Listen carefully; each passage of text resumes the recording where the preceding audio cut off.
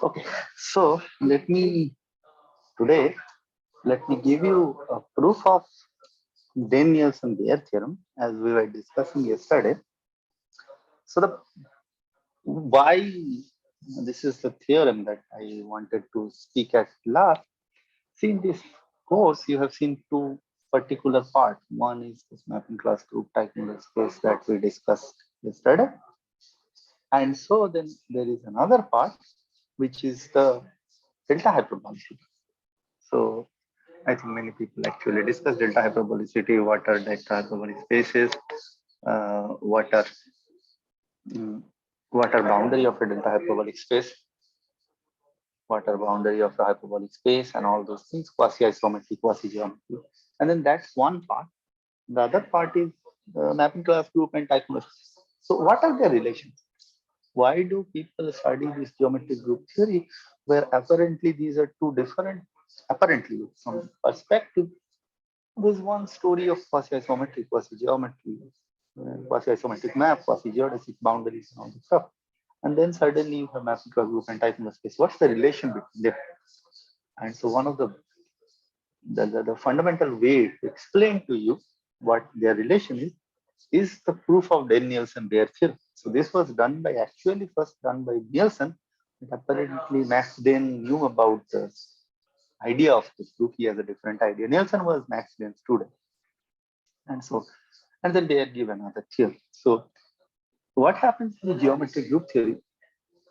The tools from geometric group theory can be used to give a proof of this theorem, which is very much intuitive. And this may be subjective, this intuition may be subjective, but as I will explain, you will realize that okay, it sounds more natural. The proof sounds very, very natural. Okay. So let me start with a very, very simple fundamental fact. So the first thing that I want to say is that the group that I'm going to talk about in today's course, it's not the mapping class group, but it's mapping class group plus you allow orientation reverse also. Okay, so has this been done, whole mapping class group where you allow orientation reversing also? Is this done? No. Oh, so let me denote mod plus minus s. This is extended mapping class group. And this by definition is you allow map to reverse the orientation.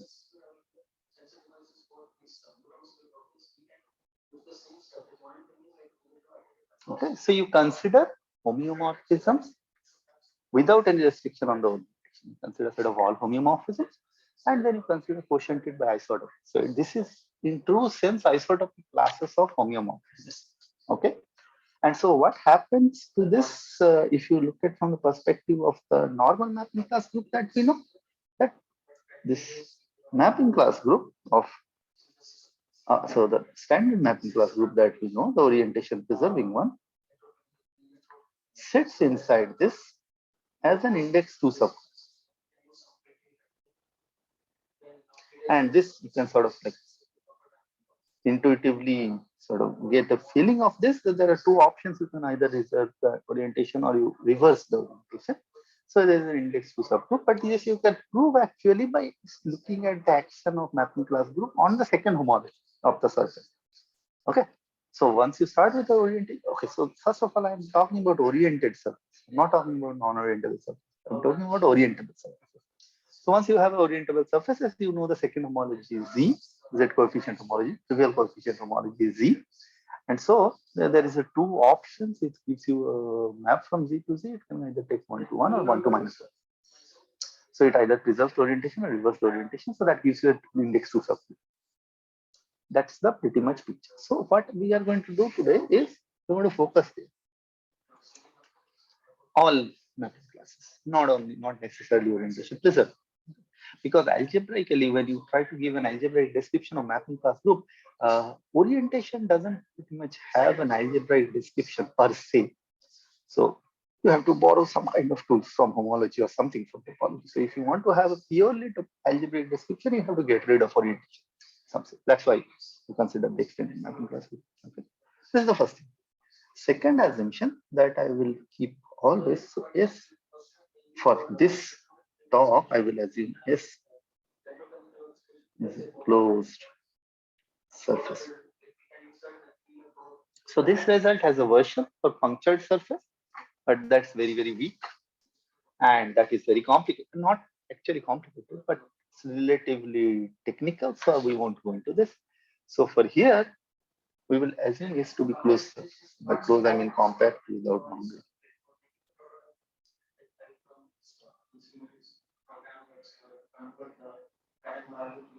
Okay. This is the current situation. Okay. So now, any questions so far? Okay. So now let me define the second object of this theorem that we need, which is the outer automorphism group. Okay. So let me start writing. So let G be a group. Okay. So for every for each element small g for capital G, there exists an automorphism Ig from G to G, which is defined by Ig of H is equal to GH inverse. Okay, and this is called inner automorphism. Okay, so then define inner. I don't know how to. Okay, so I and G. Inner automorphism is Ig, G belongs to G. Set of all inner automorphisms. Okay, and this is a subgroup of set of all automorphisms of G. So set of all automorphism is a group. This is a subgroup, and this is a normal subgroup. So this is normal subgroup. Okay. So this is a normal subgroup. So now define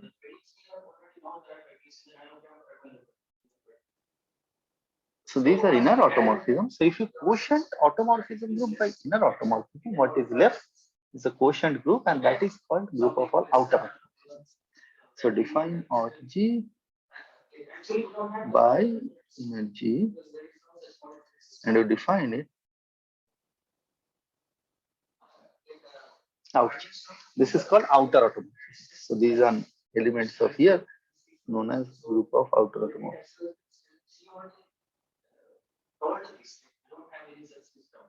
So that some patient will feel the pain.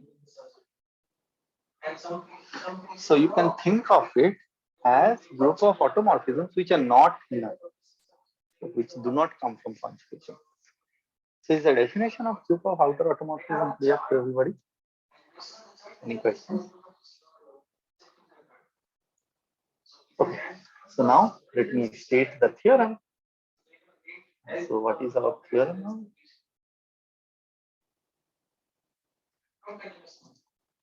now? I will assume G greater than equal to 2. This is also true for G equal to 1 for torus, but that is not in the hyperbolic nature, so I will sort of avoid it. But let me write it down. So I will prove it for G greater than equal to 2. Torus case is pretty much explicit, but that's a different context. So for G greater than equal to 2, there is this natural map sigma from mod of S to outer automorphism of fundamental group of S, such that sigma is an isomorphism.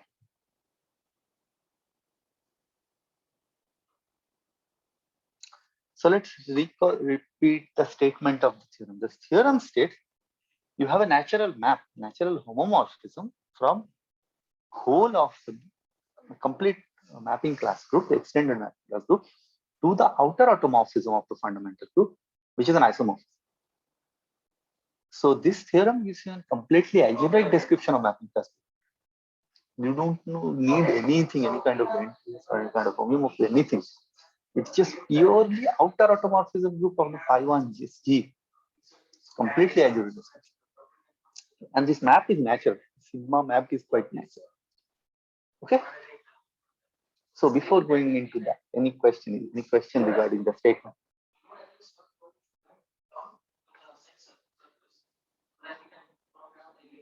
Okay.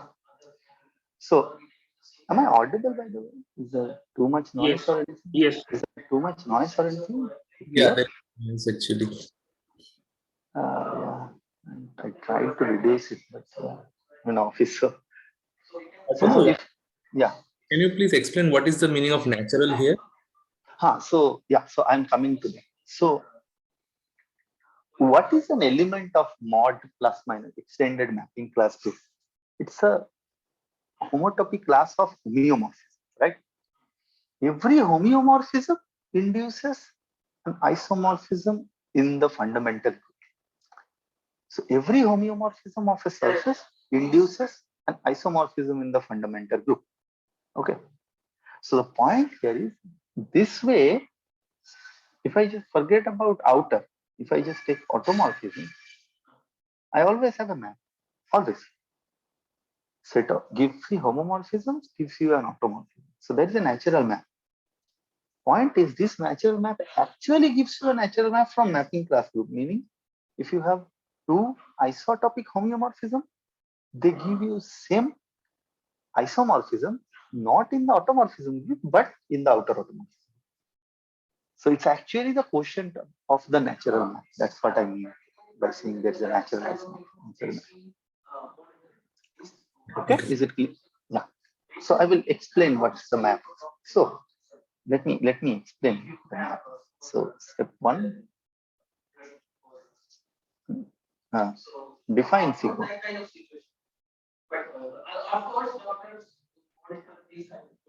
Define sigma.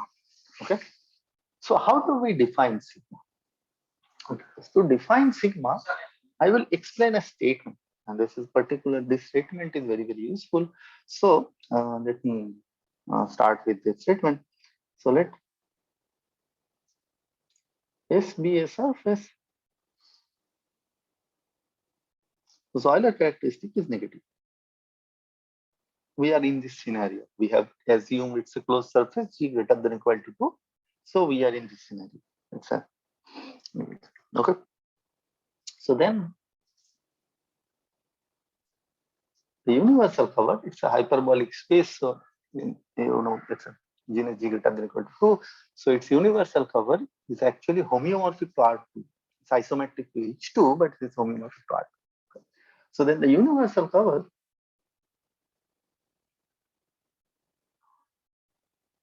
is contractible.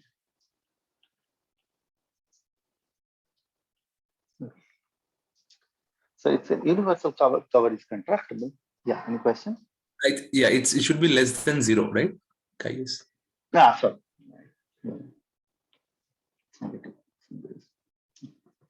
So this implies, and this is the term, if you know it's okay, if you don't know, you just assume this. So this implies S is K pi 1.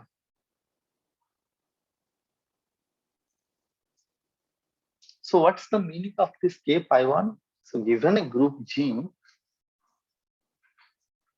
if you can construct a manifold X whose fundamental group is G and whose universal cover is contractible, then that's called K pi 1. I have used it in some, I have used a more refined definition, but this you can keep in mind. So if you have given a group G, if you are able to build a manifold X such that fundamental group of X equal to G and the universal cover is contractible, then it's called a KG1 space. So here need not be manifold, it's any topological space. Any topological space. You are right, actually. Topological space. Manifold is much more stricter condition, but it's any topological space actually. So if you have a topological space and you have this condition, then we call it KG1. Okay.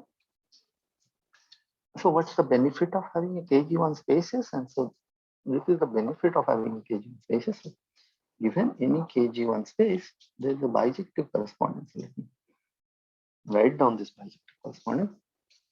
So free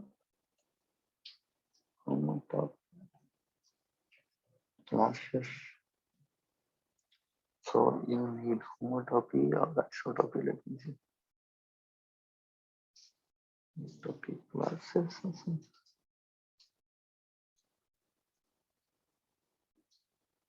Classes of, let's say, homotopy from S to S.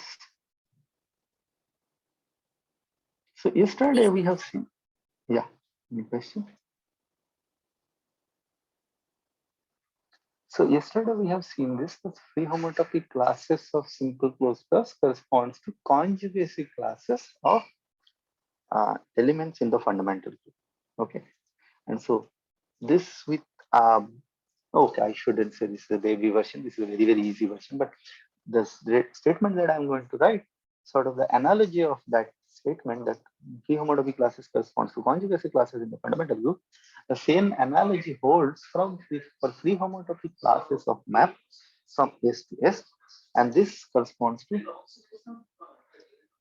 conjugacy classes of maps of conjugacy classes of homomorphisms. Conjugacy classes of homomorphisms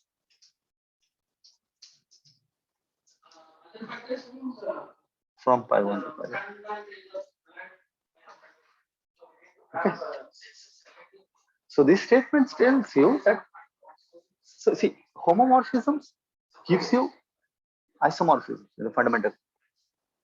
What this theorem tells you is that if your space is KG1, then if you take two homomorphisms which are homotopy, then the isomorphism that you are going to get in the fundamental group, they are conjugate to each other. Conjugate means they are differ from each other by an inner automorphism. So two automorphisms is said to be conjugate if there is an inner automorphism whose composition, pre-composition, post-composition gives you that. Is the statement clear? Is this red statement clear? Then I will be able to explain this.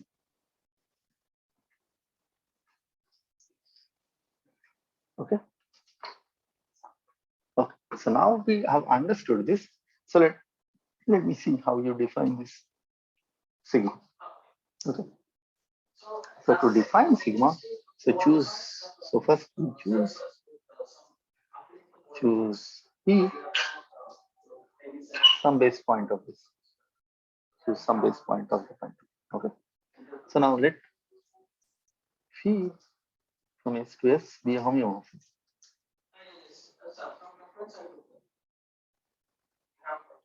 Okay. You choose any phi. So what happens? The only problem with homeomorphism is that it might not preserve the base point when we are talking about fundamental group. Okay. So what you do is choose any path, gamma from P to Phi P. So join the path P and Phi P by some path gamma. Okay. So then, and this is standard one. Then define. So now you want to define function phi star on the fundamental group. So you define phi star from pi 1 of SP to pi 1 of SP by the following. So you define this following: phi star acting on a loop. Now this loop, P goes to phi P. So it's not based loop at phi P. Well, you go along gamma and come back. And this is the standard. You go along gamma from P to phi P. Then you apply phi of alpha, let's say. And then you go to gamma inverse. This is standard. Okay. And we know from our algebraic topology, of course. So this is a fact. This you can check. Different gamma gives you different P star which are conjugate to each other.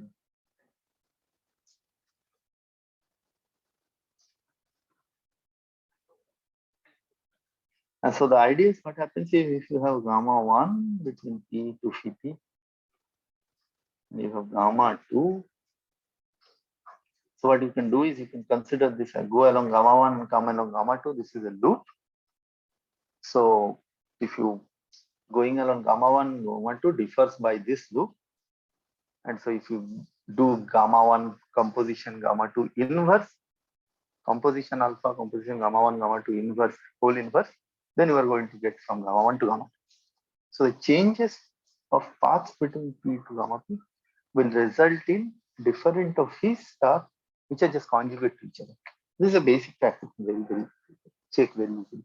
If you take two different paths, they differ, but the map here differs by conjugation. Okay. Sir, can you show the bijective correspondence once again? Which one? This one? Yeah. Yeah. This I haven't used. Coming to this, I haven't used. So let me write it. This is conjugacy process.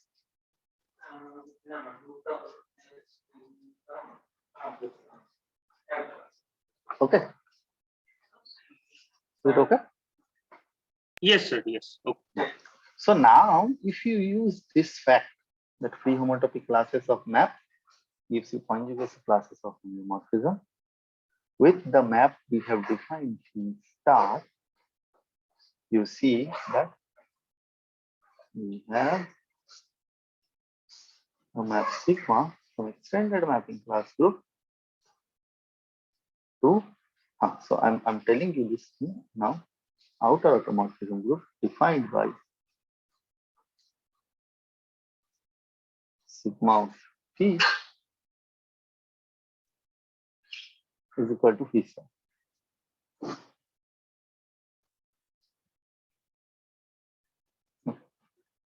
So now you can check this various factors. First of all, this map is well defined up to conjugation because you take gamma instead of gamma prime. You take these things up to conjugation, but that's not a problem because we are considering outer automorphism. Next is this fact tells you that free homotopy classes gives you conjugacy classes of homomorphism. So in every free homotopy class of the map or homotopy class of the map, we genuinely get the same P star up to conjugation. So this indeed gives you a well-defined map from mod of star to outer automorphisms of S. Okay. Okay. So yeah. So is the definition clear to everybody? Question regarding the definition. Why is it well defined? Or This is the natural homomorphism you are saying. Right. So this is induced by the natural homomorphism. That's why I say there is a natural map. Okay. So We have defined this map. Now we'll show this is isomorphism. Right. We have we have a well-defined map. Yeah. So this is the part. So that's why I said that there is a natural map. So map is quite natural. Whenever you have a homeomorphism, it induces an automorphism in fundamentally. So this map gives you the induced map from mapping class group to the outer automorphism group. Okay. Now, look at this statement again. This is a bijective correspondence. This is not just one way. This is a both way path. It tells you that if you have conjugacy classes of homeomorphism that get induced by homotopy class of maps here. This is just a bijective correspondence. Okay. So this statement itself tells you that this map is injective.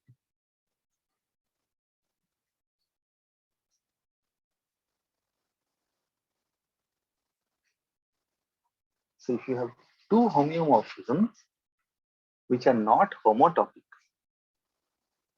then they will give you two different elements in the outer automorphism group as a map here.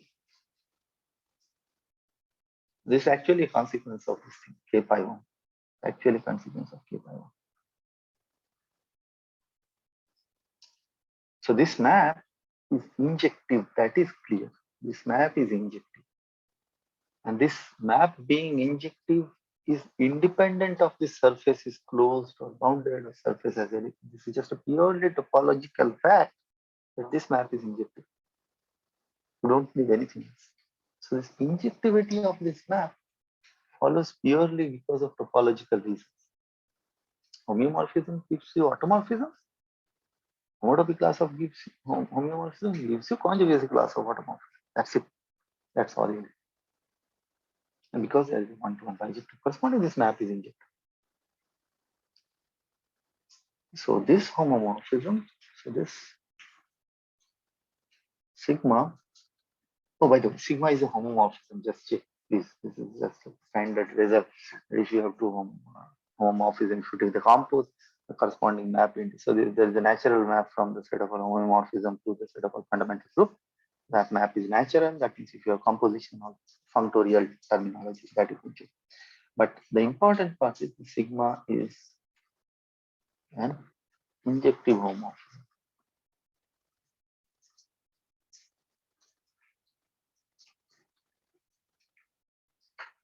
And again, I didn't prove this result to this K pi y fact. So I'm just stating this as a fact. This injectivity is purely because the surface has contractible universal cover. That's the only reason. So when you have a surface with punctures and boundaries, this is the statement you are going to get in Nielsen. Yes, this map is injective. You can get a fine statement about how the image look like, but this won't be an isomorphism. There won't be an isomorphism.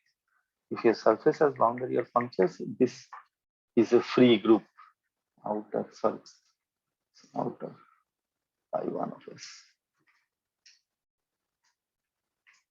So if your surface has a boundary of puncture, this becomes a free group, and for free group, this outer automorphic group is huge. It's giant actually. So mapping class group sits as a subgroup here, but definitely it's not all. Sir, Yeah. Sir, by conjugacy class of homomorphism, do you mean that two homomorphisms will be related if there exists another homomorphism which like that? I mean, which conjugates This it? statement. Yeah, here. What do you mean by the what I mean conjugacy class? That's what I mean. So what I mean to say this is, if I have H1 and H2, they are homotopic, then H1 star, this is an element in the automorphism group of pi 1. Yes, right. And H2 is an element of automorphism group of pi 1. Right. In that group, they are conjugate. So there will be an automorphism phi such that phi inverse this phi is. Okay. That's what I understand. Okay. Or just conjugate by a element that is composed by a inner automorphism. That's inner what automorphism. Yeah. So that's what. So conjugacy class of homomorphism, meaning this thing. This is what I want. Okay. Any other questions? If inner automorphism is easy, like the phi inverse phi we are choosing for H1 and H2, is that automorphism is inner automorphism. This will be an inner automorphism. Yeah, this will be an inner automorphism. So by conjugacy class of homeomorphism, I mean this conjugacy class means they come from an inner automorphism.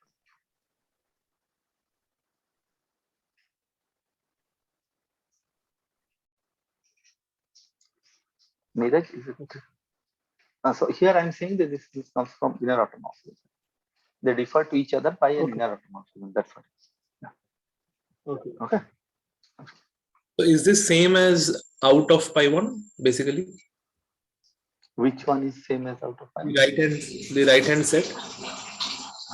This is just conjugacy class of homeomorphisms from pi 1 is. Okay. Yeah. I guess. Can I say this? Okay. If I change the homomorphism by the isomorphism, then collection of such this is out of n, out pi 1. Yeah. Exactly. Okay. That's correct. So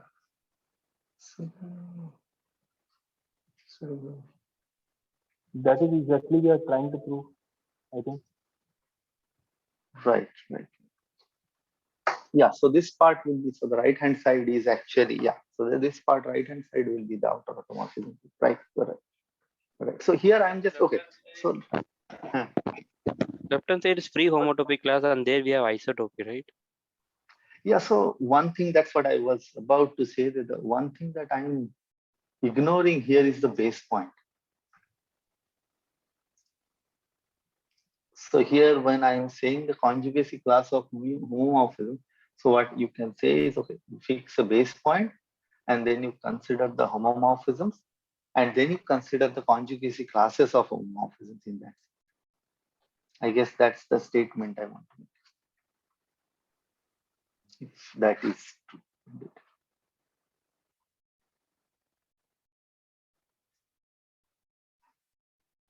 Is it clear? Any questions? Yeah, yes. Please proceed. Yeah. So by conjugacy classes of homomorphisms, I mean there will be some, let me say, the element of G on which you will get conjugate. So the two homomorphisms are differ by that conjugatism. Okay. So ultimately, so this is an injective homomorphism. So ultimately, and this part anyway. So I'm not simply going into that, but this is pure out of topology. Okay. So this is just for KG or K-pi1 surface. This is happening. This is an injective homomorphism. So the whole proof of this geometric group theory proof is to prove that this sigma is surjective. So we have, so like the whole proof is based on only one fact, the proof that this is surjective. Okay. Any questions?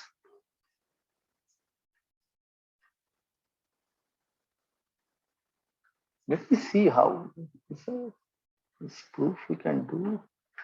We have to homotopy class of map. So your universal cover is contractible. So you lift the homotopy because it's contractible.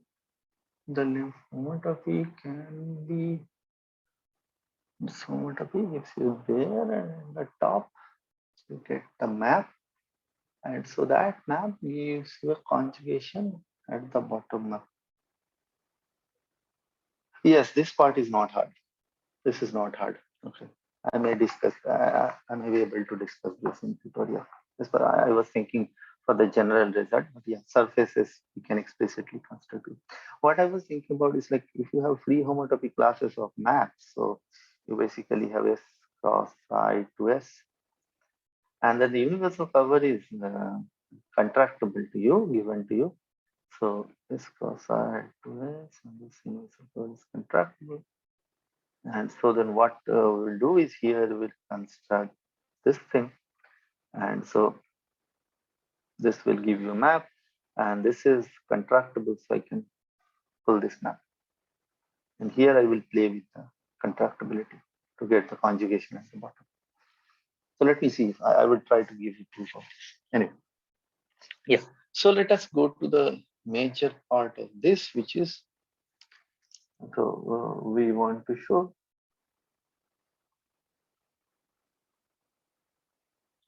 sigma is surjective.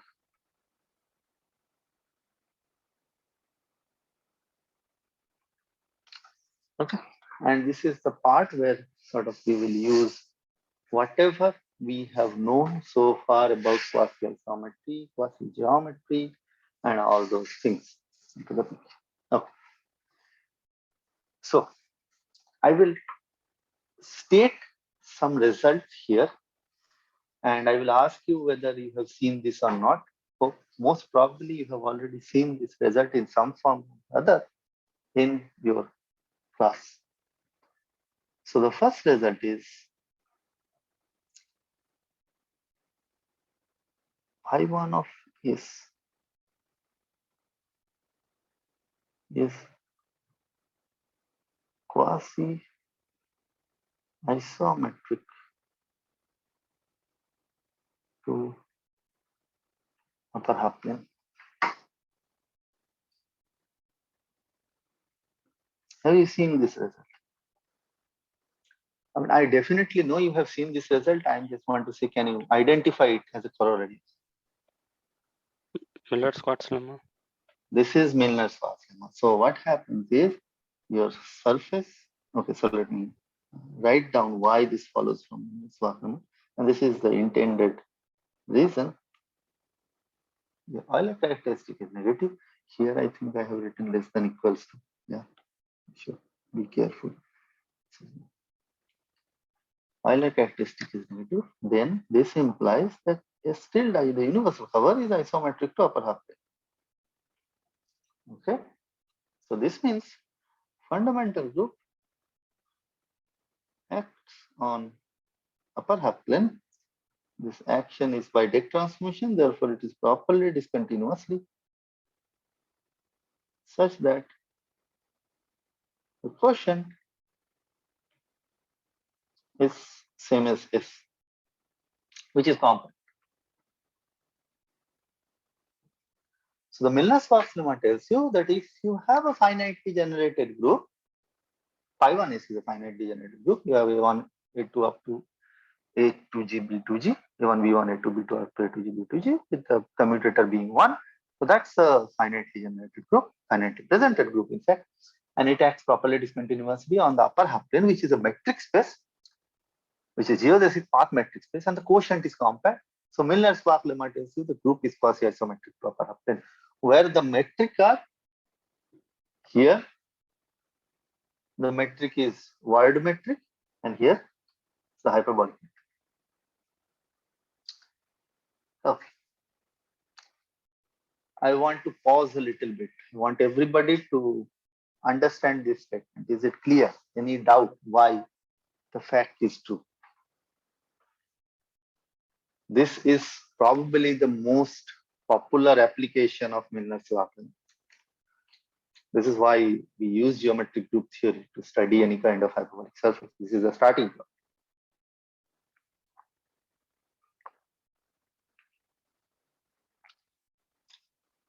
Okay.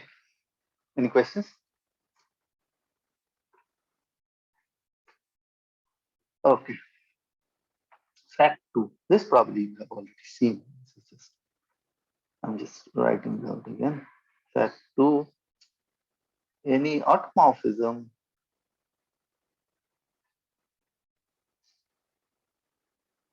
of phi1G, phi1S is a quasi-isometry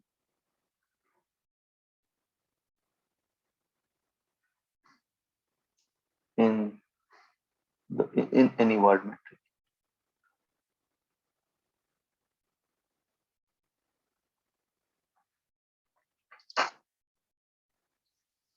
This is simply because if you have an automorphism and you take a finite generated set, its image can have only finite distortion.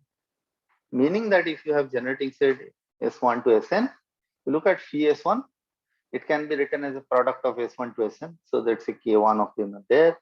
Take phi A2, there will be K2 up to phi Sn, there will be K some Ki. Take the sum of all these numbers, K1, K2, K3. That's the maximum distortion that phi can have.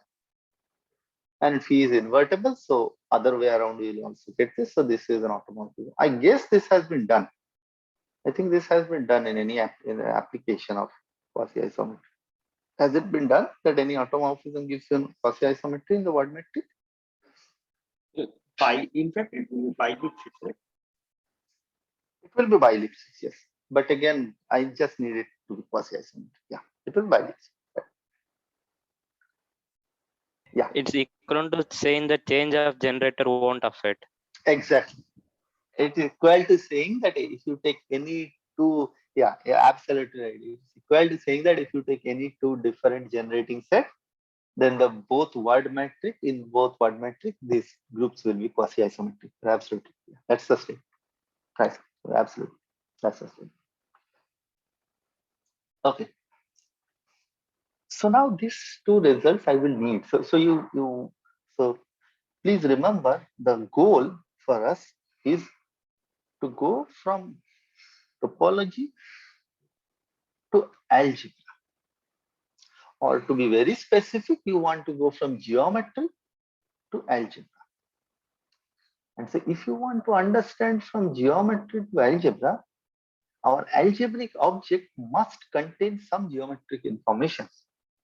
And this is exactly where we are putting algebraic information to geometric object and vice versa. What I did here is we are putting algebraic observation to geometric objects. H2 is our geometric object. We make sure that H2 looks up to quasi-isometry like an algebraic object. So we transform geometry into group theory. We transform the geometric objects to a group theoretic object. And here we turn a group theoretic map into a geometric map. So this is the term, that's why it's called geometric group theory. Go back and forth between geometry and group theory. Okay. So now we have something to deal with. Okay. So let me see how we proceed about it. So any questions about these two facts? Any doubts or comments? Okay. So the next thing that we are going to use is called linking at infinity.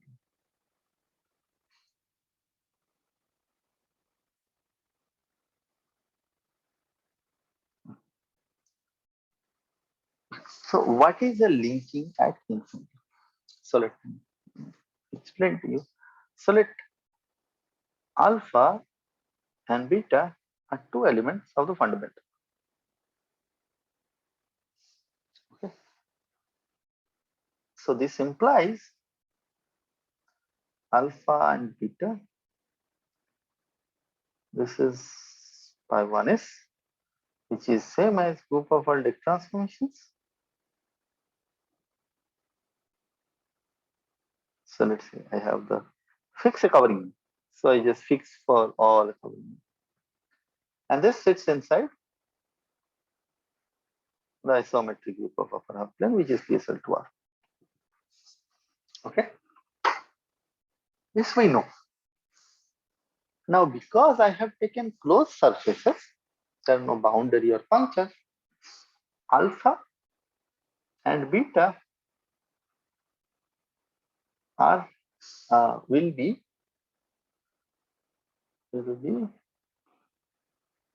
hyperbolic elements.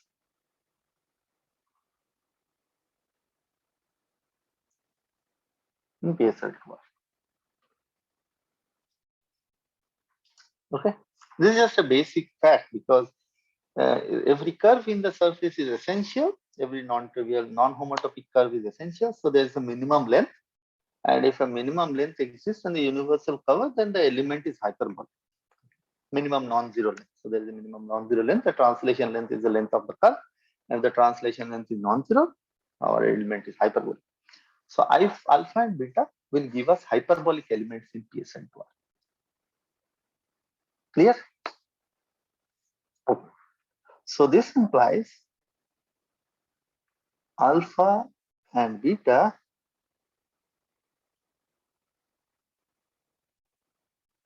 will have axis A alpha and A beta. Every hyperbolic element has an axis, as a geodesic axis. So call them A alpha and A beta. Any questions? So we say alpha and beta are linked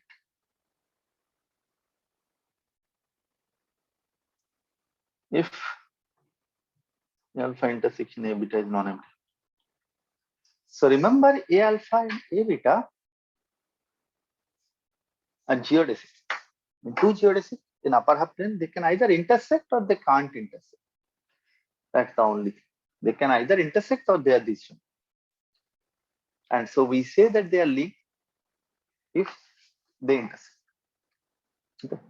So how do you look at linking in terms of when you don't want to look at the axis? There is another way to look at it. So if you look at the hyperbolic element alpha, it will have two fixed points, call it alpha plus and alpha minus.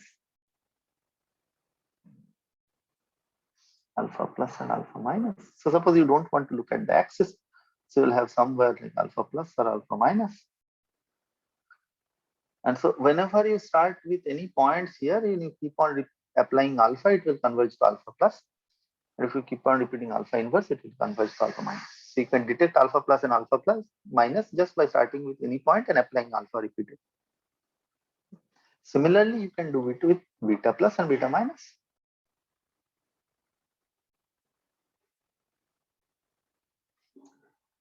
And we say that they are linked if they, in the circle they occur alternatively. So either alpha, that between any alpha 1 and alpha plus and alpha minus, there are two beta plus and beta minus. So then we say that they're linked. Is the definition of linking clear? Any question or doubt?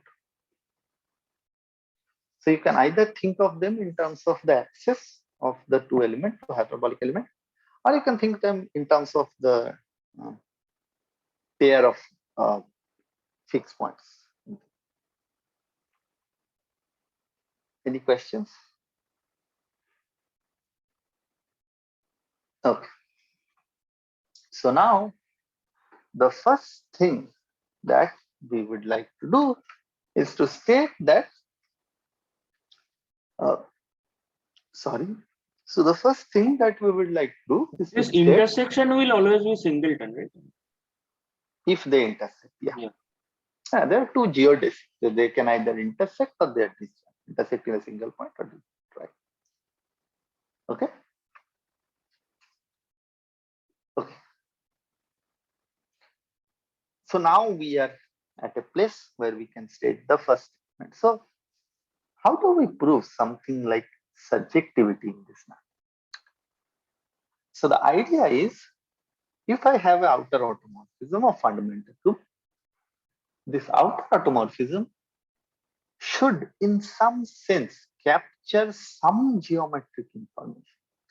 If it preserves or captures some geometric information, I can convert that geometric information into the homeomorphism and I can tell what type of homeomorphism it is. Okay. So again, let me repeat. If I have an algebraic map, algebraic outer automorphism of fundamental group, the first thing that I want is to have some kind of geometric interpretation out of purely this algebraic statement that it's an element of outer automorphism. We should want to capture some geometric information, and we have already done it in this statement. We have already captured the fact that this is a quasi-isometry. From zero geometric information, we have a non-zero sum geometric information. We had absolutely no idea what type of thing it is. It was just an algebraic object. And now suddenly we have some geometric object. So the next step is how much this geometric object can give us information about the map. What more can I get if I have a quasi-isometry? Okay. Any question? Yeah, hello. Yeah. So just find where my proof is wrong. The proof of this gamma is subjective. If I take any representative in outer S, then it's a map from pi 1 of S to pi 1 of S. Right. And S is KG1 space. So it is just induced by a continuous map. Why it is induced by continuous map? It's a result of KG1 space, right? Okay. So every map on pi 1 level is induced by a continuous map. Okay. And then so why it would be a homeomorphism?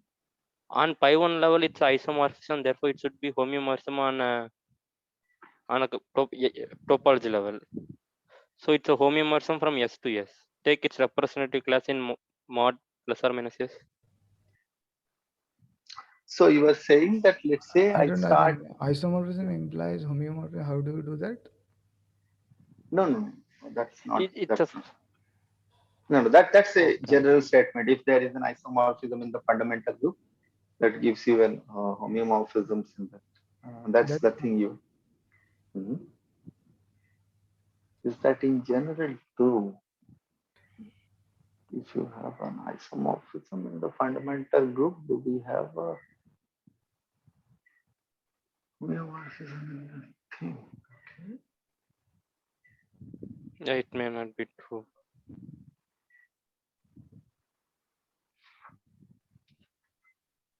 This might not be true, right?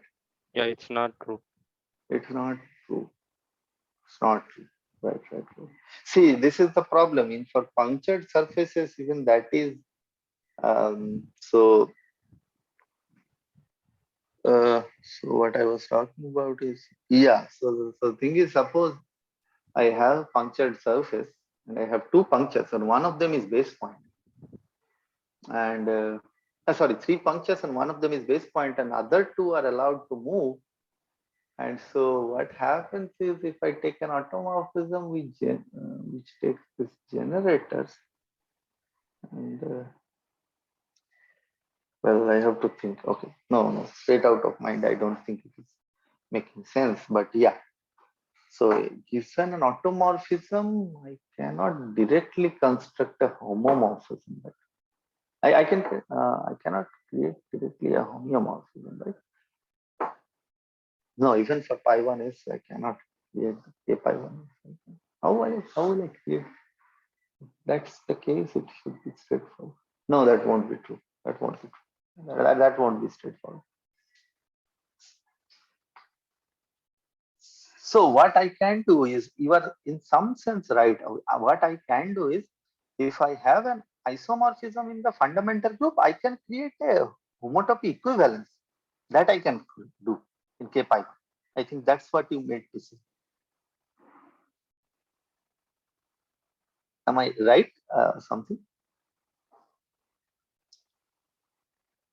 Am I audible? Yeah, you're audible. Yeah.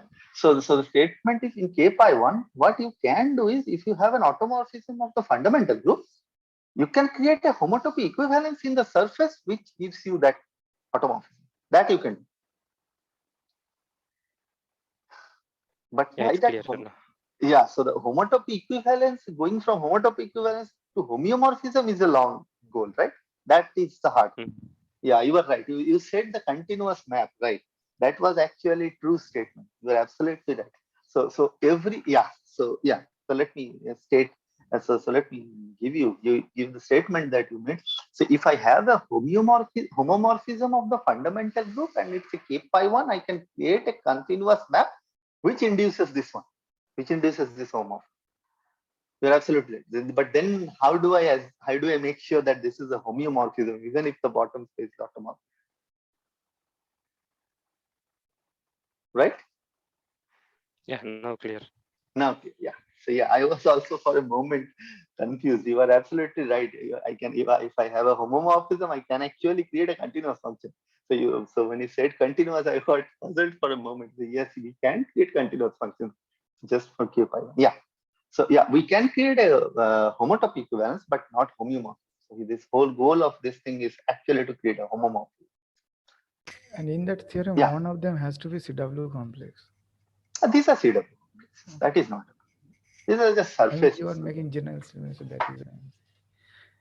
So for their KG1 spaces, you typically you can put. Assume CW. Assume CW complex. You are right. Assume CW. Don't take Y. Yeah, assume CW. Right.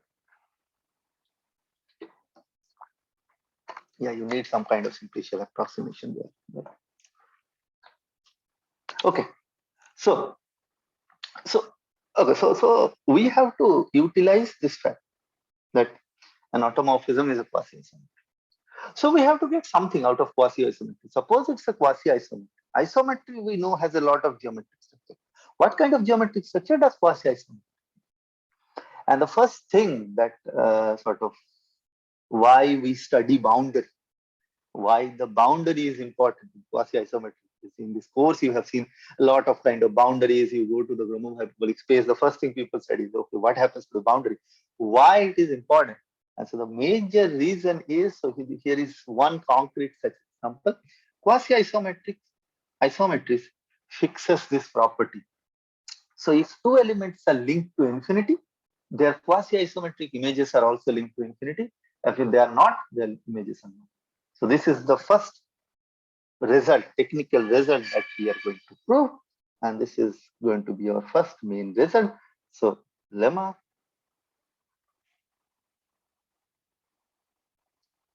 quasi-isometry preserves linking at infinity.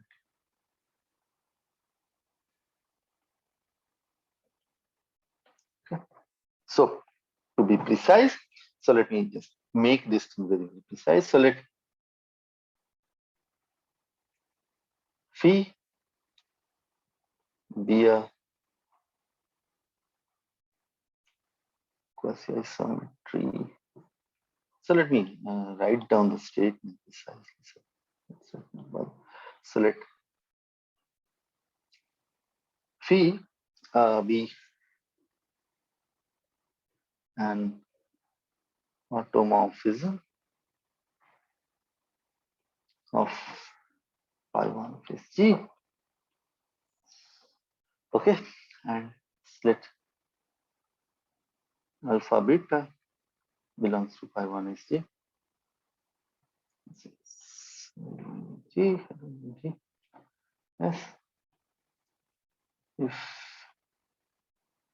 alpha and beta are linked at infinity, no, alpha and beta are linked at infinity if and only if phi alpha and phi beta are linked at infinity.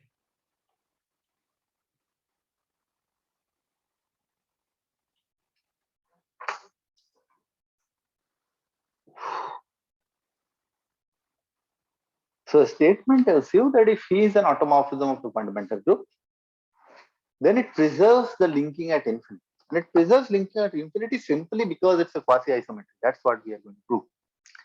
And so the precise statement is if phi is an automorphism of phi1 of S, and if you have two element alpha and beta which are linked at infinity, if and only if phi alpha phi beta are linked at infinity. Is the statement clear? Any question? So now we are going to use the so yeah, you can have a hands-on proof of this. There is a if you go to Farm and Margaret's book, there is a hands-on proof to this. But if you pay a bit close attention, you realize that the proof is actually what you are doing is you are proving that a quasi-isometry preserves this linking property. So literally, if you know the hyperbolic geometry definition, you can essentially prove it for any delta hyperbolic space. If you have a pair of quasi-geodesics which are linked at infinity, their quasi-isometric images will also be a quasi-geodesic. So if you have a true geodesics, two pair of geodesics who are linked at infinity, linking at infinity, meaning their axis intersect, then their images under quasi-isometry, the images of a geodesic under quasi-isometry is what is known as quasi-geodesic, and these two quasi-geodesic will also be linked to infinity. Okay, so this is a true proof of that. So now I'm going to use. So now you people already have seen quasi-isometries, and people have seen more than that. So I will utilize that proof. I will utilize that statement. So first of all, keep this thing in mind. Pi1s to pi1s, you have phi, and there is a quasi-isometry here.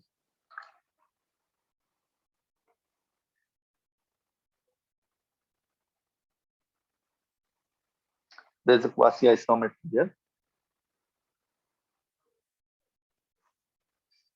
So the map that phi induce, call it again phi. I'm not going to change it. This is also a quasi-isometry. So this map is an automorphism, so it's a quasi-isometry. This map is a quasi-isometry. This map is a quasi-isometry. So you go by this, come back. That's a quasi-isometry. So he is a quasi-isometry. So every automorphism of pi1 of S induces a quasi-isometry on pi1s with word metric. Miller's work lemma tells you that pi1s with any word metric is quasi-isometric to hyperbolic plane with hyperbolic metric. And therefore, on both sides, when you apply this, you get that an automorphism induces a quasi-isometry in the hyperbolic plane.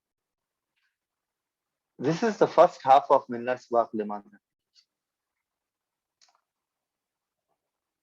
Any questions? Now I want you to focus on this quasi-isometry. Does anybody remember what was the map that we defined for pi1s to x from G to x? What was the map that gives us this quasi-isometry? Does anybody remember what was the map that gives us this quasi-isometry? This is the most natural map. You have only one way. There is no other option. Soma, you know. Yeah, I know. Soma, you know. I'm just asking about other people. Okay, let me tell you how you prove this. So what you do is you first fix any point x. Any point. Yeah, go ahead. Praveen, go ahead. So therefore, it just maps G goes to where it adds on Exactly. X naught. Exactly. Exactly.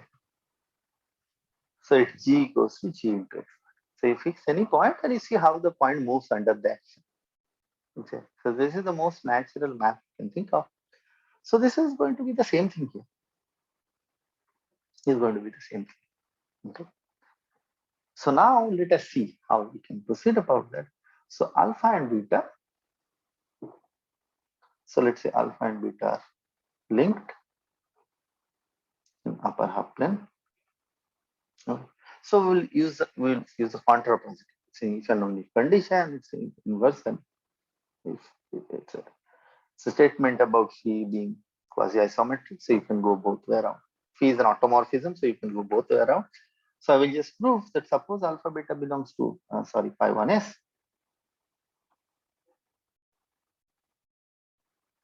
And suppose axis of alpha and axis of beta are empty. So suppose they're disjoint, they are not linked. And we assume that their images are linked and we read to a contradiction. We'll boil down to a contradiction. Okay. So if possible, so suppose axis of phi alpha and axis of let's not right axis of phi beta, let's say not. Suppose this is possible. So then what can go wrong? Okay. Here's the thing. So axis of alpha, axis of beta is empty. So now what you do is you look at some point. You fix some. You can do this independent of point, but I'm just telling you what this map is. So what you do is you choose some point, some 0 point in upper half plane. Okay.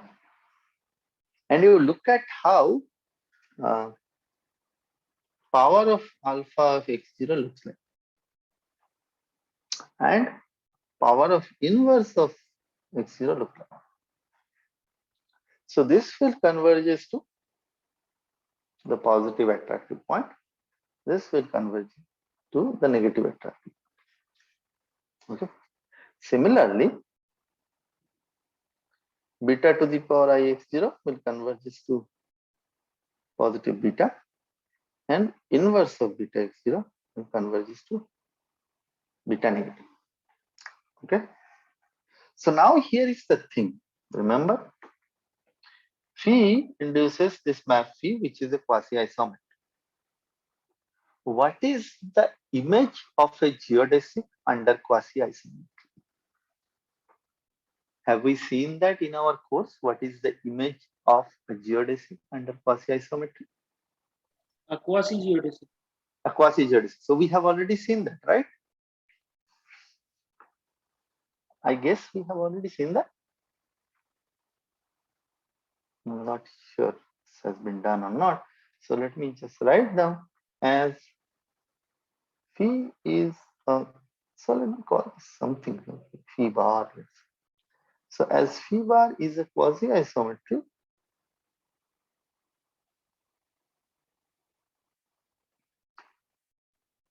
phi bar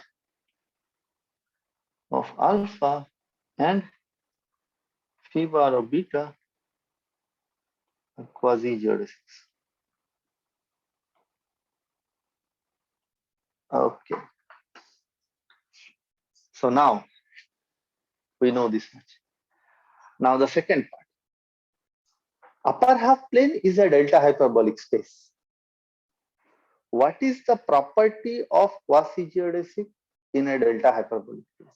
What information about quasi-geodesic in a delta hyperbolic space you have read, or what property you know about quasi-geodesic in delta hyperbolic space?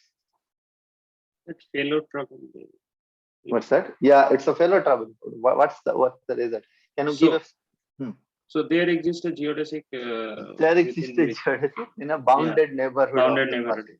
Yeah. Exactly. So this means there exists a unique quasi-geodesic, unique geodesic.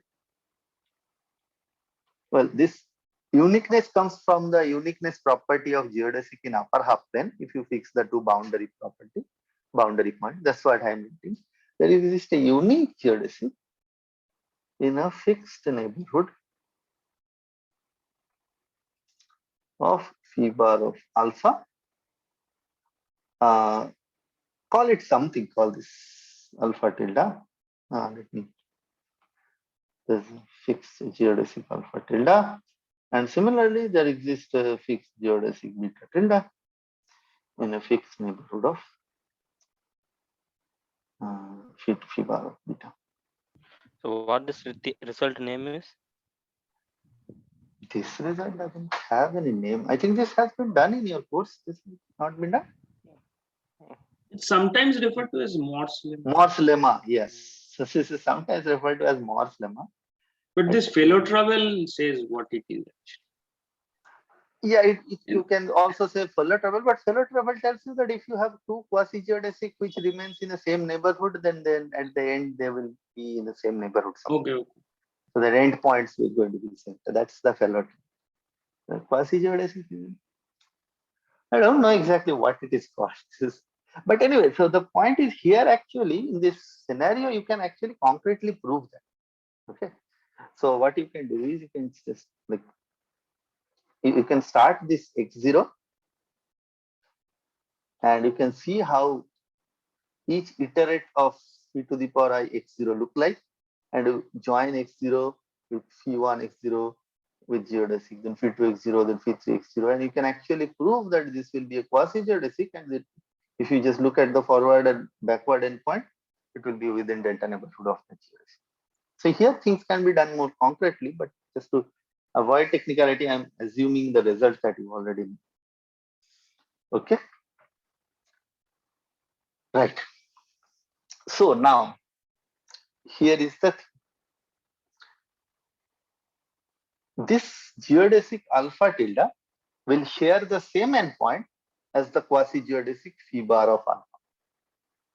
This geodesic beta tilde will share the same endpoint as the quasi-geodesic phi bar of beta.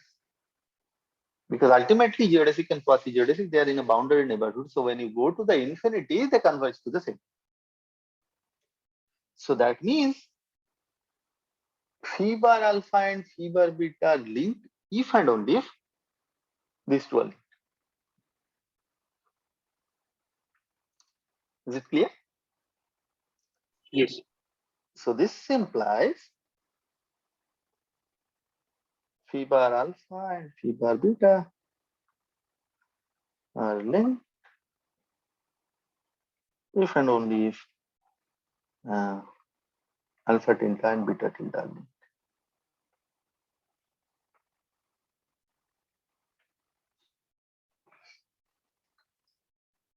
Okay. So now look what happens. So suppose we have assumed that A alpha A beta is non-empty, empty, but A phi alpha and A phi beta is non-empty. So now because this is non-empty, A tilde alpha and A tilde beta, their intersection is non-empty. Yes. Could you please repeat the last argument? Phi Yeah. bar So alpha and phi bar yeah. beta? So what? Right. So this quasi-geodesic. So phi bar alpha is a quasi-geodesic, which is homotopic to a geodesic here, alpha tilde, right? So phi bar alpha is a quasi-geodesic, which is homotopic to the geodesic alpha tilde. Now, homotopy moves point with a bounded amount. You are taking a homotopy, so it is a bounded amount distance between them. So it's some I component there. So the endpoint of alpha tilde and endpoint of phi bar alpha are same. Endpoint means endpoint. Phi bar alpha need not be a continuous curve, right? It's a quasi-geodesic. It's a path. But not continuous, right? Need not be continuous. Quasi-isometry doesn't initiate continuity. Well, when you don't have continuous path, what I'm saying is what you can do is you take the, so phi is a map from upper half plane to upper half plane. So if you start with the point x0, so you take, okay, so this is how, so the way I perceive it, you look at the image of phi, image of alpha under phi, and if it is a bunch of points, join them by geodesic. So if it is disconnected, whenever there is a disconnection, join the endpoint by geodesic. That's what I'm saying. Okay. Okay. So let me make It's it a piecewise geodesic path, right? Okay. Yeah, this is a piecewise geodesic path. So how do we? So let me make it very, very concrete. So alpha is an element in the fundamental group. So alpha will act on the points. So now you look at phi alpha. This will give you again an element in the pi1 S. You fix the base point x0, and if you see how phi bar of alpha acts on the point x0. So this is a Dec transformation. It's an element of pi1 S. It acts as a Dec transformation on x0. So you look at the point x0. Phi bar of alpha x0, phi bar alpha square x0, and you look at these points and you join them. So this, by join meaning join this point by straight geodesic, and this will be a quasi. That's my yeah. So this is the technicality I'm sort of avoiding. We'll do it by point. And so to come back to the question, this, and now once you have this quasi geodesic, in the forward direction it will converge to some point, inward end direction it will converge to some point, and if you join these 2 points by the geodesic, connecting them, then this quasi geodesic will live in some delta neighborhood of this geodesic, and this delta depends on the quasi isometry in very constant k and m. So the endpoint of this geodesic alpha tilde is same as the endpoint of this quasi geodesic phi bar of alpha. That so if will alpha, not be right. yeah. And the geodesic alpha tilde and quasi geodesic phi bar of alpha. Okay, alpha tilde. Okay, these two are fine. Okay. Okay. So what was the argument here? Can you see? So what I'm saying is, if because their endpoints are same, so alpha tilde and phi bar alpha, they have the same point at infinity. Yes. So if they are linked, phi bar alpha and phi bar beta, linking means at the infinity, then these two geodesics are also linked, if and only.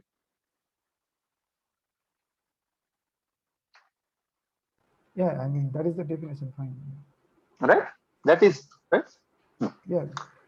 If alpha, I mean alpha tilde is a representative of this quasi geodesic. Exactly. In the homotopy class of equal.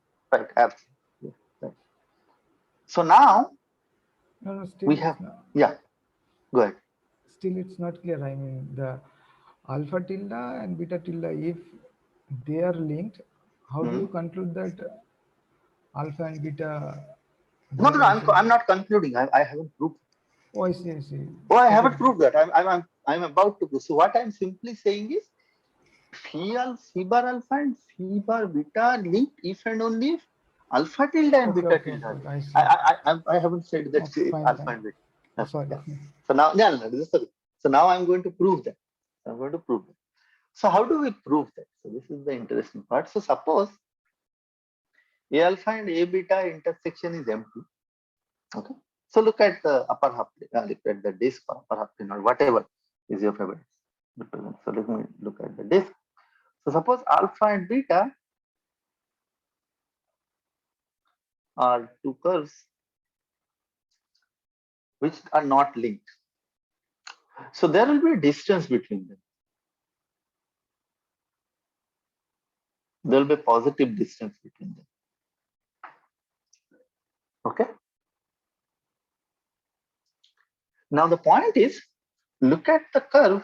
So phi bar alpha is in some capital N neighborhood of alpha tilde, and phi bar beta is in some capital N neighborhood of beta tilde, where this capital N just depend on the quasi-isometric constant k and lambda. Okay. This is the fact that I'm going to use, that every quasi-geodesic lives in a delta neighborhood, lives in some k neighborhood of a geodesic, and this k comes from the constant k and lambda. Okay. So the idea is, what happens if I take this distance d, and if I choose this line, if I take this line, which is called this line, this is a continuous path, not a geodesic, just a line, which is, let's say, some fixed r distance from here in this direction, call this line gamma, and similarly in this direction, this r distance here, call this line delta. Okay. They are disjoint. Now they are in a r neighborhood of a quasi-geodesic. So you can prove that this path is actually a quasi-geodesic. Now r neighborhood of a geodesic.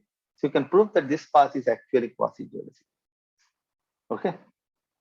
Even if not, but let me see if I can do it. Okay.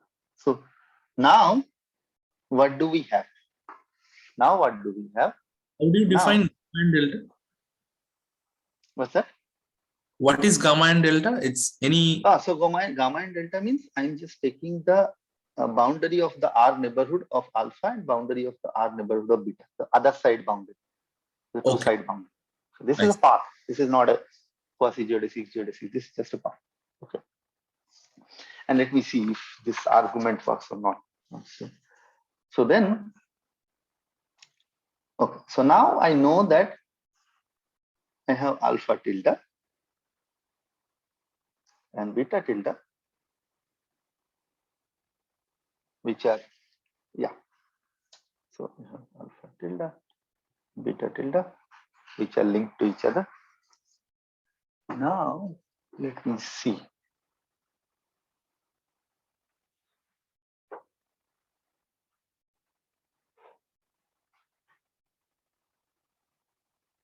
Right.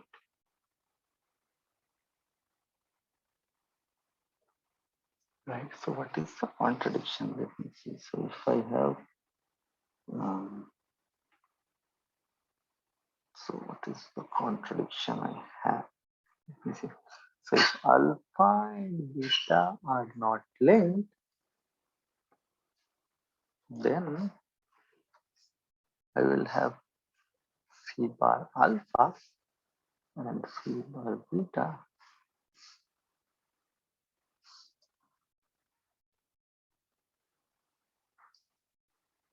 That's the argument.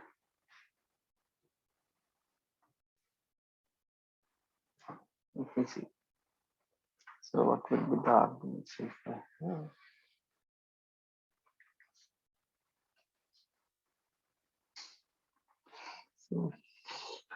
What goes wrong? What goes wrong? So they're disjoint.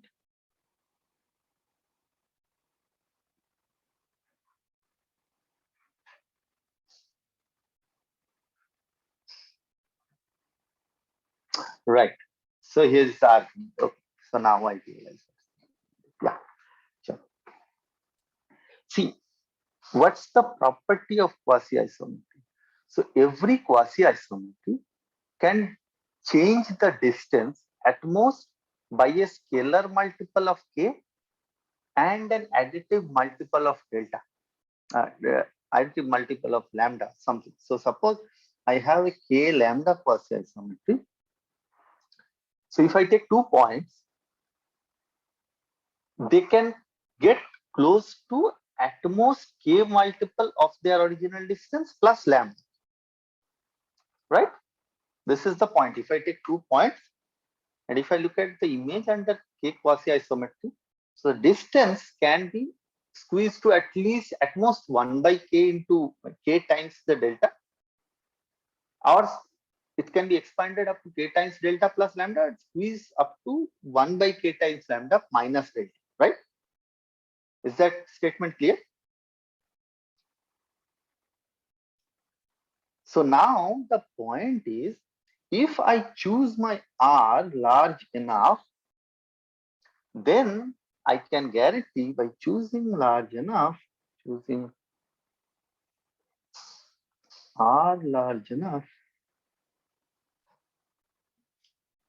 we can guarantee that the distance between phi gamma and phi delta is strictly greater than 0. So what I'm going to do is, because it's a k lambda quasi-isometry and this k and lambda are fixed, universal. So I can change the value of R. So what it can do, what's the worst can do? You have 2 points which are apart, it gets squeezed to 1 by lambda times distance minus k, or 1 by k times the distance minus lambda. That's the maximum it can do, right? So if my points here are more than something, let's say 2 times k plus lambda distance apart, then no matter what you do, and let's say these are the closest point in these 2 lines, so no matter what you do, the distance between these 2 paths cannot be 0. It will always be positive, the images of the distance between these 2 paths. Is that argument clear? What I'm telling you is, once you make sure that it's a k lambda quasi-isometry, if you fix k and lambda, there is a maximum that 2 points can move. And if your distance between that 2 points is beyond that maximum, then their images of their distance cannot be 0. Is that statement make sense? The statement, do you understand the statement?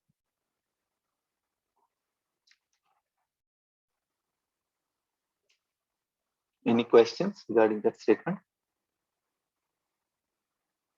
Any doubts? So let me repeat it again. If you have a k lambda quasi-isometry, then if 2 sets are at a certain distance, let's say 2k plus 2 lambda, then their images cannot be of the distance 0 from each other. Okay, is the statement clear? Now look at what happens.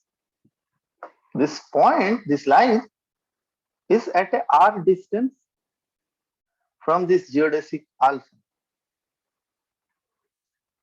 So then this alpha goes to some quasi-geodesic, which is in some n neighborhood of alpha tilde. And so the image of this line gamma lies in some n plus r neighborhood of this alpha tilde.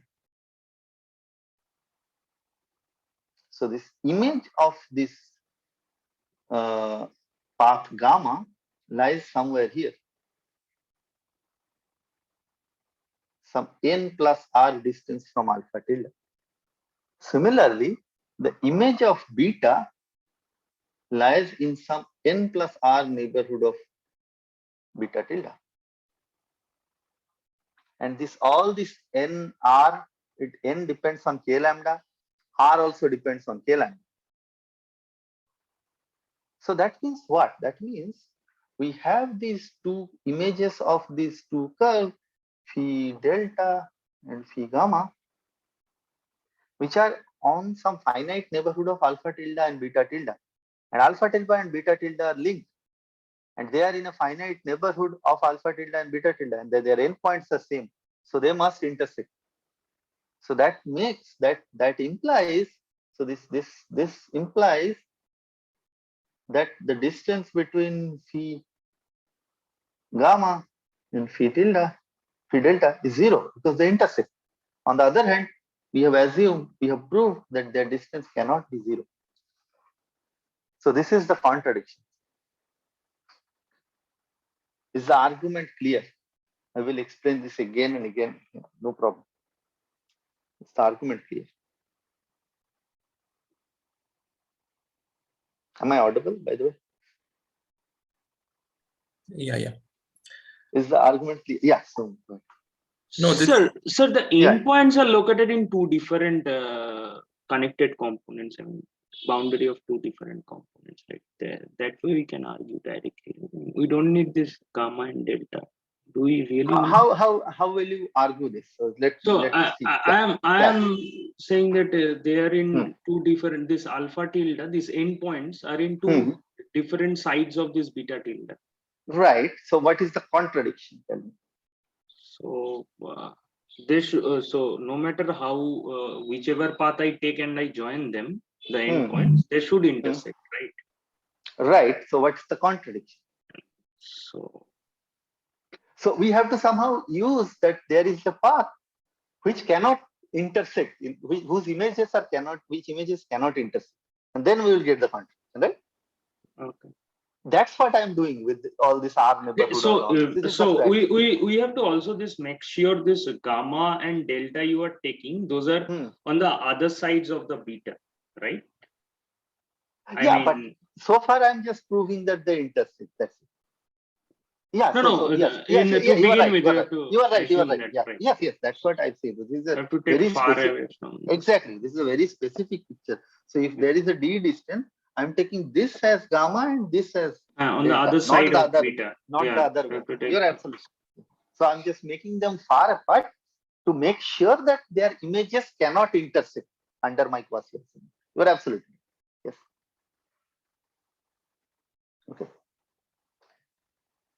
Okay.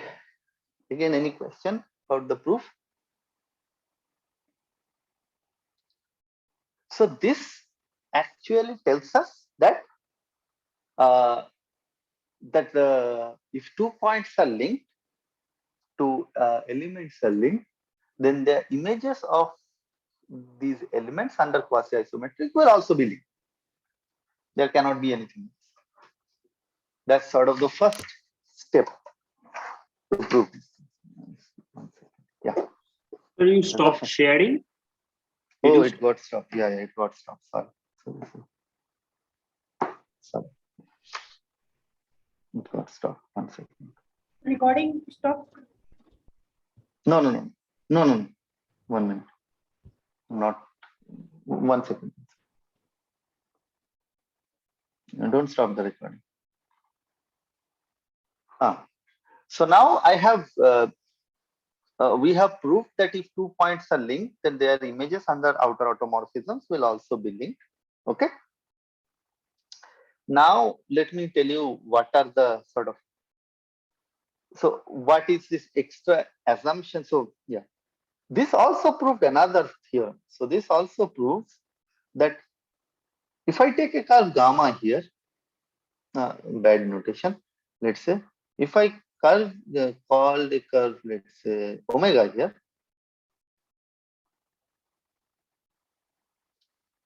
then if omega have two halves, alpha upper half and lower half, if alpha belongs to one side and beta belongs to the other side, that means alpha and beta are separated by omega, then in the image under quasi-isometry, they will also be separated by omega. You can use the same proof to argue. It's a similar proof. That is, you have a curve omega which separate alpha and beta. Then the image of phi omega will separate image of phi alpha and beta. Okay. Okay, separated meaning the end point will be on the same side, not in between. In between can phi alpha can hit it or something, but the end points will be separated. Okay. So let me write down that statement. You can prove that this is exactly the same proof. So the corollary would be, so let alpha, beta, and gamma belongs to pi 1s. Okay. So then the axis of, so axis meaning the geodesic axis, which is homotopy to the quasi-geodesic. So then the axis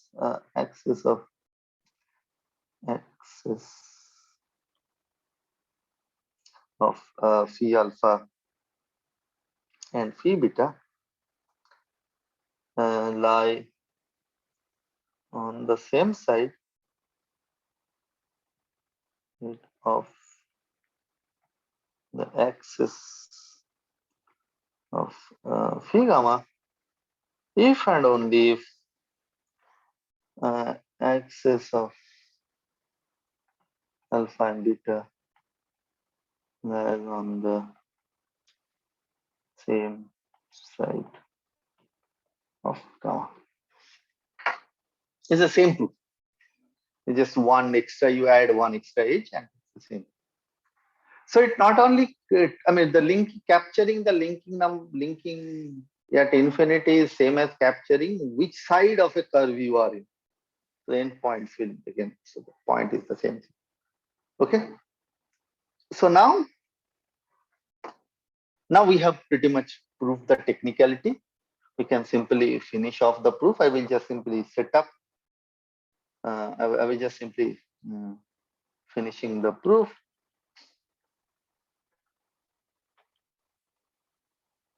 I will simply state that, and then I will maybe I will explain this in tutorial. So consider this collection of isotopy classes Ci. Okay. So what is the collection of Ci that I want? So let's C1 to C2G is isotopy classes of curves. Okay. So what's the property that I need? I need them to intersect with geometric intersection number 1, Ci and Ci plus 1, and I want Ci and Cj to be 0 if mod of I minus j is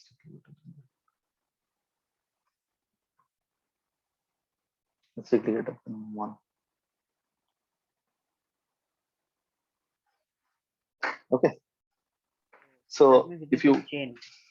It is a chain. Oh, you are familiar with this terminology? This has been discussed. I think so. I have seen it before. Okay, so I think change of coordinate principle. Right. This is exactly. So that we are going to use. So this is a chain. So this is an example. The first one is C1, then C2, then C3, C4, C5. Did I miss something? Oh, why do I? No, I didn't need it. It's fine. Oh, last one. No. I don't need. Anyway, I'm just once I cut it along it, I have there enough number of cut to make it this. Yeah. Why do I need that? Last one I don't need. Okay. So now all I have to prove it, if I have such a collection of curves and if I cut the surface along this, I get a disk, right? So if my quasi-isometry, if the map phi, which gives you the quasi-isometry on the upper half plane, if I take the image of phi under, if the if I take the image of Ci under phi, which preserves all this property, then what I will do is I will go to the universal cover. I will look at a fundamental domain whose boundary will be this Ci, Cj, Ci generated by Ci, Cj, and it will be a disk. So I have a map which fixes the boundary. I extend it continuously at the bottom, just the Alexander trick. And so if I know the quasi-isometry preserves this property, geometric intersection number 1 and geometric intersection number 0, then I'm done. That's my proof. So let me repeat what's the proof? So look at this Ci collection. Suppose I know the outer automorphism phi induces a map on the universal cover, and on the universal cover, if I look at the images of the lift of the C1 to Cj, they satisfy the same property. Or in other way around, if I look at the bottom, if I look at the map induced by phi bar on the surface, then their images of Ci under phi satisfy the same property. So the intersection of phi Ci, phi Ci plus 1 is 1. If phi Ci, phi Cj is 0, all those properties. Then I can continuously extend the map in the interior of the disk, So once you cut along these things, you are left with a simply connected space. It's a disk. So if I continuously extend it, I will get a homeomorphism, which is homotopic to identity on the inside. So I get a genuine homomorphism, and that homomorphism will give me a map other way. Is the argument clear? What I'm going to do?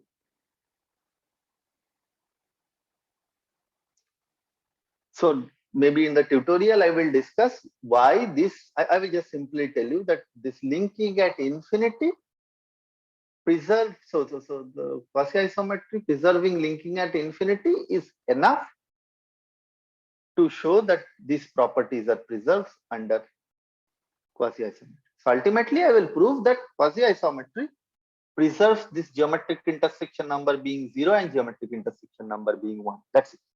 Once I prove it, I'm done. Okay, is the scheme clear at least? How we proved it. So now we have outer automorphism. It's on the boundary, it's preserved. I extend it by Alexander trick, and I will.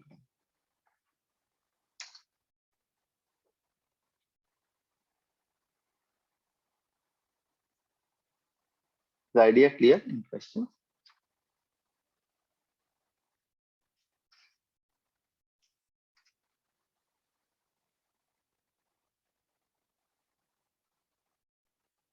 Okay, so let me come back again to. We will discuss this again in tutorial about how to do it, the technicalities and all those things. Okay, the rest of the part. Okay, any questions?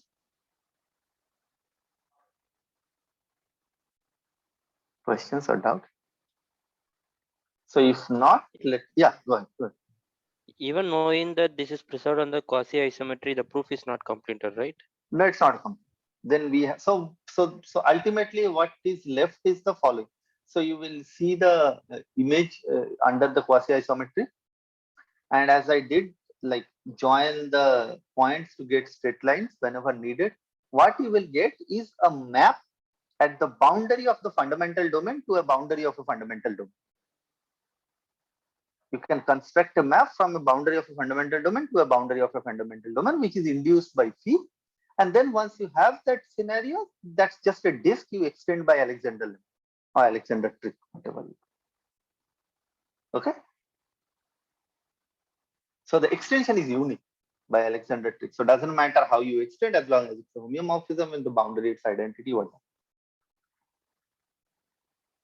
Okay. Is that okay? Should I stop Yeah, okay. recording? Yeah, you can stop it. Sure.